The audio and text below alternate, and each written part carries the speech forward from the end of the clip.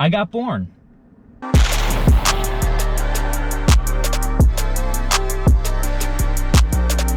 Well, folks, as you probably saw in the title, today is my 26th birthday. Thank you, I'll hold for applause. And recently I've been feeling very reflective, very introspective, and so I thought I would just make a video talking about some things that have kind of been on my mind. Not something that I normally do, but just kind of shoot from the cuff, pontificate a little bit. I'm not gonna edit this one super hard.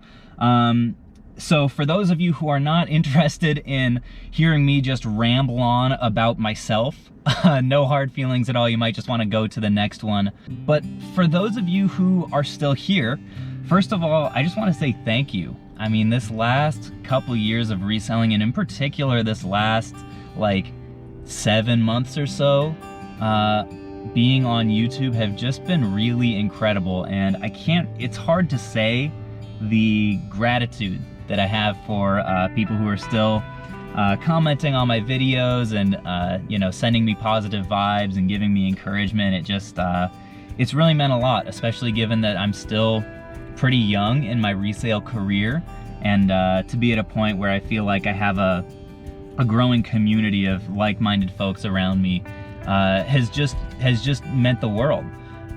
Especially in a business that can honestly be kind of insular, can be a little bit lonely. I don't have any like real coworkers. I don't have like an office or like friends to go hang out with every day, at least like at work. So to have a growing community on YouTube means a lot. So thank you guys for sticking with this one. I hope something that I say is interesting. I've got my good old Aldi brand root beer here with me today to celebrate my 26 years on this earth. That's the stuff. That is the 47-cent stuff right there. So I guess I wanted to start out a little bit by talking some about where I've been. First of all, I think I'll try to finish the video just talking a little bit about where I hope to go and some of my goals and dreams for the business. But I want to take a moment to think about my past a little bit, because I think it's really important just to continue to have gratitude. At this point, like 13 or 14 months ago, I was not in a good place. I had just gotten fired for the second time from the same job. If you guys want to hear that story, I made a video a while back, the story of Phoenix Resale. That was my 1,000 sub special actually a few months ago. And yeah, I go into graphic detail about my morbid employment history pre-resale. But just thinking about where I was then and you know, in comparison to where I am now, and knowing that about a year ago today was when my wife and I had the conversation. It was right around my birthday last year that like I would really try and go all in with resale. Up until that point, I had really been planning on trying to do resale as a side hustle for as long as possible, building up a more consistent track record of income before I made the plunge into full time. To be honest, I really would have liked to wait a few more months if I could have, and just because I probably had like 3 or 4 months consecutively where like I theoretically would have been able to pay myself a salary and also continue to grow the business, not be running at a deficit. But I would have liked to have had like probably more like 6 to 8 months. So I was jumping in a little bit faster than I really wanted to, just because of circumstances, and the way that it has worked out has just been incredible. So to give you guys a little bit of a history of this last year, so starting in the fall, I was taking full advantage of yard sales all the way until they like weren't even happening anymore, probably like late October or so. At that point, I was kind of looking around like, oh shoot, I don't have like a massive death pile that I can be sourcing. I don't have like, I'm not in a place where there are yard sales year round. I really need to find another way to start sourcing. And that's when I started going pretty heavy into pawn shops. I did a little bit of stuff with like retail arbitrage for Q4. Honestly, I was not all that good at it. Still am not all that good at retail arbitrage. It's a skill set that I'm trying to build in myself. But that season really opened my eyes up to the opportunity that exists in pawn shops in a way that I really hadn't understood previously. So that was really huge for me, because honestly, thrift stores in my area are pretty bad. At least I think they're bad. Maybe I'm just not taking full advantage. I wouldn't be surprised if there were like some real professional thrifters that came into town and were just like, Caleb, you're an idiot. Then in February was when I officially started my YouTube channel, which was a big moment because in the fall I had this sort of meeting with myself where I outlined some of my goals for the following year. And one of those goals was to start a YouTube channel. I'll tell you that, okay, this is sort of a secret confession here. I don't think I've ever talked about this on camera before, but I have this secret dream. I think it's really like kind of a vanity and ego thing, that I would love to one day be invited to speak at a conference on something.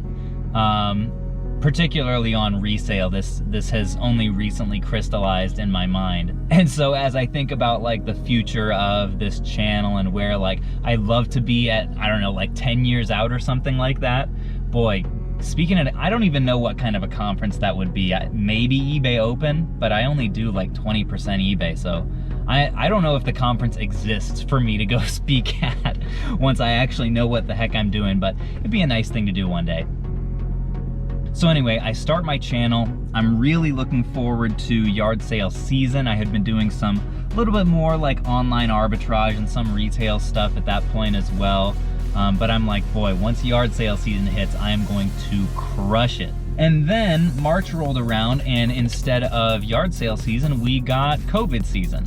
And at the time, I was really nervous. I was like, oh my gosh, stuff is shut down. Like, I can still go to pawn shops, but they're all cleaned out, and like everywhere else that I normally source is like completely closed. Yard sales in my area are not happening. Like, what actually is going to happen in this next few months? Like, is this when I'm gonna have to go back to like having a normal job?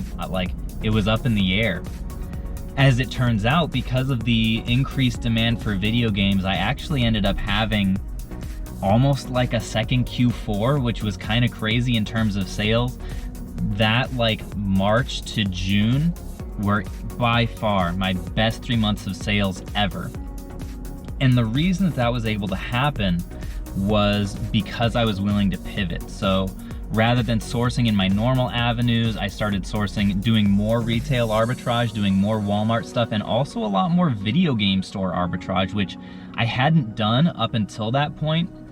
And that actually kind of brings me to the first thing the first broad topic that I wanted to talk about today, which is adaptability. I think that like one of the biggest things that separates good resellers or mediocre resellers from great ones is the willingness to be unromantic about like what it is that you're doing, what niche that you're in, or what avenues you're pursuing, and go where the opportunity is. First of all, spot the opportunity and then go there. And I think this last like however many, like 6 months or whatever, has been a better example of that than any. I think, while, don't get me wrong, COVID is a tragedy, straight up, like end of story, there's nothing else to say. But there also have been people who have been able to spot the opportunity inherent in a drastically shifting market and experience exponential growth as a result of it. Not because they're like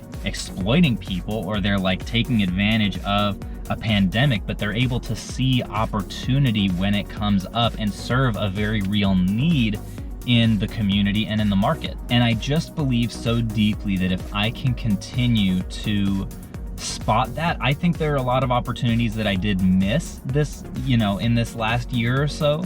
But there were also a lot that I took advantage of that a lot of other people weren't seeing. So I think a great example of that would be the video game store arbitrage that I started doing. I would, just out of curiosity, be looking up consoles. I knew that a lot of them were spiked because the Wiis that I had been sending in were selling for friggin' $250 with, bundled with Wii Sports and Wii Sports Resort. I was like, okay, this is a little bit strange. And I realized that not only were Wii's spiked, but almost all consoles were spiked as well. And so I started buying up PS3s and GameCubes and Wii's and Xboxes, sending them all in. And before, I wouldn't have been able to touch those things at video game store prices because usually they were charging more than I could get for them. But because the market was so out of whack and like demand and supply were completely not in the same universe as they were previously, I was able to buy at close to retail prices, get a slight bulk discount because I was buying so much. And then like I would buy PS3s, like 13 or 14 of them at a time from video game stores for 90 bucks a whack, and then go and sell them for like $2.50 on Amazon because a lot of people just couldn't find them. So anyways, I think that trait of adaptability is probably the biggest thing that allowed me to have success rather than to flounder during those 3 or 4 months. And so it's something that I think I'll try to preach a little bit more of on this channel, because I do think it's a really underrated quality in the resale world. But yeah, that brings me basically up until today. Console prices at this point are a lot more stabilized, a lot more normalized. They'll probably go back up a little bit into Q4. I'll tell you the other thing that I'm thinking a lot about recently, and that is scale. I'll tell you, being a one-man operation, while to me at least, it's infinitely better than the job I was doing beforehand, it also presents unique challenges in terms of scale in particular. Because right now I'm just operating out of my house. We've got a spare room, I've got a couple of sheds where I hold inventory, and that's pretty much it. So there's not a lot of room for like, hey, I'm gonna hire an employee to like come into my house and like list stuff for me or ship stuff for me. Maybe in the future if I have a warehouse or something like that, that could be on the table. But right now I'm really asking the question of how can I possibly optimize my time? In a recent video, I talked a little bit about doing bulk deals as a way to optimize myself a little bit more. And 2 more ways that I wanted to just let you guys know about that I have been trying to gain more and more efficiency is, 1, I have hired a video editor. So Matthew, if you're seeing this, you're the man. Thanks for taking a little bit of work off of my plate, which has taken more capital than I necessarily anticipated, but also the time savings that it has gained me has been very profitable in itself. I was listening to someone on YouTube recently who was talking about how like time is such a scarcer resource than money. Like you can always spend more time and like make more money, but no matter how much money you have, you can never buy more time. So I'm trying to optimize myself a little bit that way. I don't love editing videos, so that was a good first thing for me to try to outsource, and so far it's been going pretty well.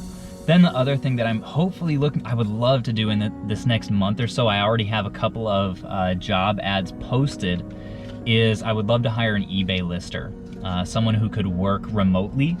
So it'd be the kind of thing where like I would buy them a light box similar to mine and maybe meet up with them once a week or so, give them a tote of stuff, they can give me a bunch of stuff that they've listed that I can just go and make active.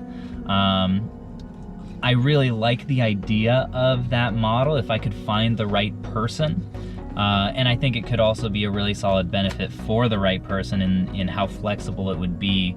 But I'm thinking about potentially paying somebody per listing so they can work as fast or as slow as they would want to go. And obviously that would cut into my margins substantially, but to be able to just take that time and probably focus more on Amazon stuff myself while still keeping my eBay store strong, I think could be a game changer and could also allow me to do more deals if I'm able to find more suppliers like Drew, my toy wholesale guy that I've come into contact and done a couple deals with recently. One of those videos is coming out soon. I realize you guys haven't seen that yet, but I did a second deal with Drew and it was pretty great. So yeah, I'm thinking a lot about scale. I'm thinking a lot about adaptability and where to go next. The feeling of equipping other resellers and like being able to like teach and to help people.